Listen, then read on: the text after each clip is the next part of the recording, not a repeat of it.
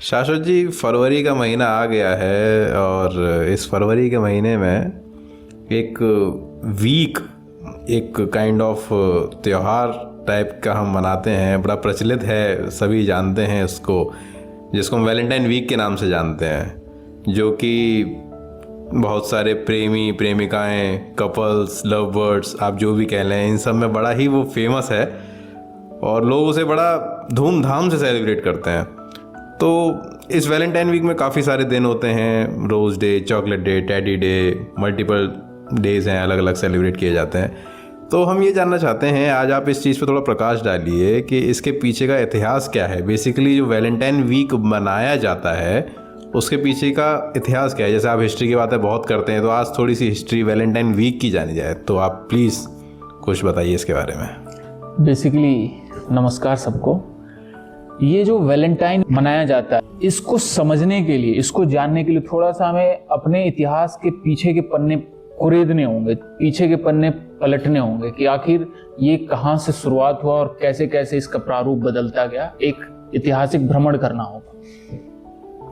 Basically ये कहानी Valentine, पहले मैं बता दूं, वैलेंटाइन डे हम जो मनाते हैं ये एक व्यक्ति विशेष का नाम है, ये एक व्यक्ति का नाम है। जैसे हमारा और आपका नाम होता है, जैसे मेरा नाम शाश्वत राय है, जो हमारे प्रश्नकर्ता है उनका नाम मयंक है, कैमरामैन भी है हमारे, उसी तरह सबका नाम होता है। इसी तरह ये जो वैलेंटाइन है ना, ये एक व्यक्ति थे रोम के।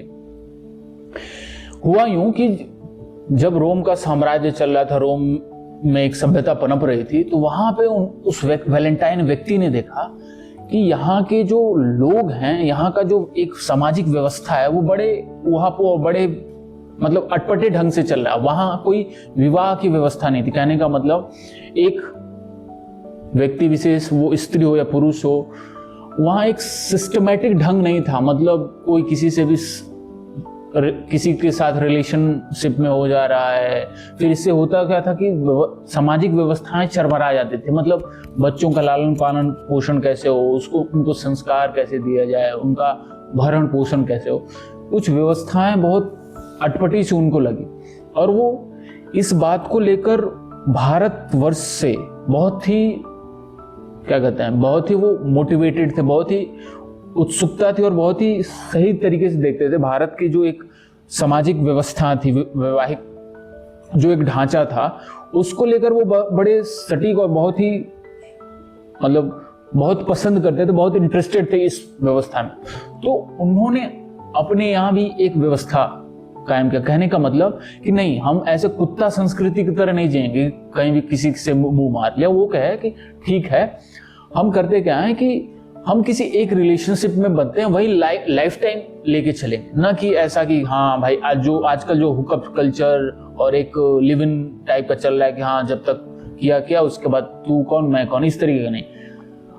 एक बार हम बंधे तो फिर आजीवन चलेंगे, ऐसा उन्होंने भारत में देखा था, ऐसा भारत में हो रहा था। यहाँ एक बार जो विवाह होता था, फिर वो एक पत्नी के साथ ही होता था और पूरा मरने तक साथ रहते थे दोनों। इक्का दुक्का अगर केस छोड़ दिया जाए तब, अपवाद हर समाज में होता है। ये चीज उन्हें बहुत ही प्रभावित करती थी। इसी से प्रभावित होकर उन्होंने अपने समाज में स्टार्ट किया। लेकिन जैसा होता है कि हर समाज में कुछ रूढ़िवादी लोग होते हैं, जो कुछ नया, कुछ थोड़ा बहुत परिवर्तन होता है तो उसको रेजिस्ट करते हैं। और उन्हीं रूढ़िवादी में एक सेक्टर ऐसा होता है जो एकदम कट्टरपंथी रूढ़िवादी होता है। उसमें वहां के जो राजा भी थे, वो भी इन सब बदलावों को देखकर बड़े अटपटे से हो गए। ऐसा इसलिए क्योंकि जो देखो, समाज जब थोड़ा समझदार और सही ढंग से चलने लगता है ना, अब होता क्या था कि उसमें लवारिस बच्चे बहुत हो जाते थे।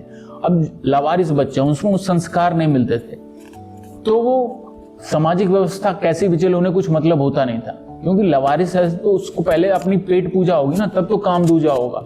लेकिन जब देखा उसने कि अरे ये तो सामाजिक व्यवस्थाएं बनने लगी, परिवार बनने लगा, लोग एक मतलब होता क्या था कि जब वो किसी एक पार्टनर के साथ रहते थे तो उनके लाइफ का जो फोकस था वो दूसरी चीजों पर भी जाने लगा। क्योंकि अब यहाँ तो एक शांति मिलेगी कि नहीं भाई, हमारे पास एक पार्टनर हो गया। अब ऐसा टेंशन नहीं कि नहीं मेरे को ये पार्टनर के बाद हो सके मेरे को डंप कर दे या कर दे, तो किसी और को ढूंढना है। ये थोड़ी सी समाज से खत्म होने लगे, जो कि वहां के कुछ प्रबुद्ध वर्ग थे, कह लो प्रबुद्ध क्या कहोगे, कुछ ऐसे वर्ग थे जो उन्हें पसंद नहीं आया। तो हुआ क्या कि उन्होंने उस वैलेंटाइन जो व्यक्ति थे उनका मर्डर कर दिया, मार दिया उन्हें, कि ये बदलाव हमारे समाज में सही नहीं है। तो कुछ अनुपालन जो उनके फॉलोअर्स थे वैलेंटाइन के, इस बात को देखकर सुनकर जब उन्हें ये पता चला तो बहुत आघात हुए, बहुत क्षुब्ध हुए। तो फिर उन्होंने एक वीक सेलिब्रेट किया, और 14 फरवरी को, मैं थोड़ा सा यहाँ कंफ्यूजन हो रहा है कि 14 फरवरी को उनका बर्थडे था या पुण्यतिथि थी, ये बात मेरे को क्लियर नहीं है।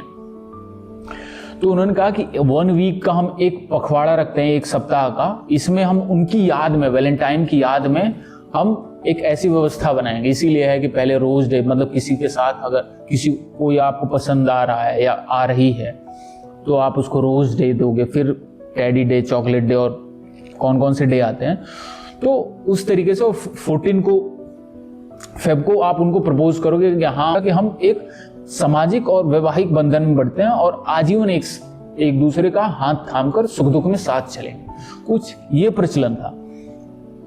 लेकिन ये चॉकलेट डे, टेडी डे, ये सब उन्होंने नहीं स्टार्ट किया था, लेकिन धीरे धीरे इसको बाजारवाद जिसको मार्केटाइजेशन कहते हैं, इसने इस पे हावी हो गया और इसने इस पे कब्जा कर लिया।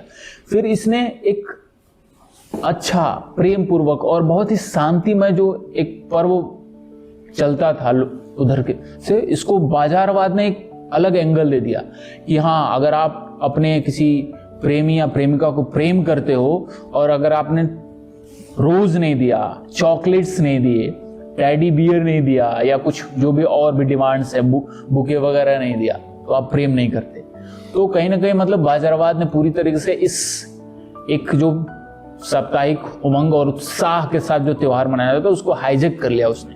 तो ये था वैलेंटाइन, जो हम मतलब हमारे समाज में अभी प्रचलित हो गया, ये इसके पीछे का।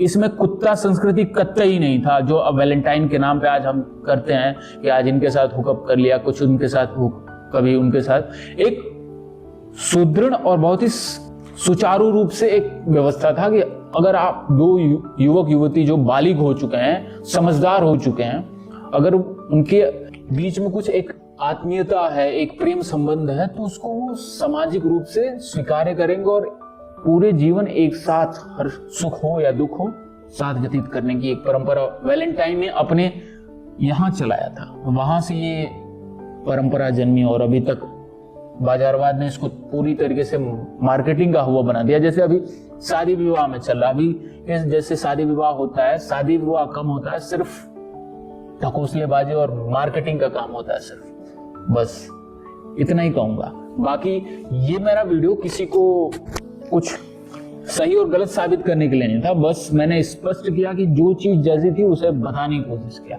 ये आप लोगों के समझदारी के ऊपर है कि क्या सही है क्या गलत है, उसका चुनाव आप लोग करें। बहुत बहुत धन्यवाद आप सबका।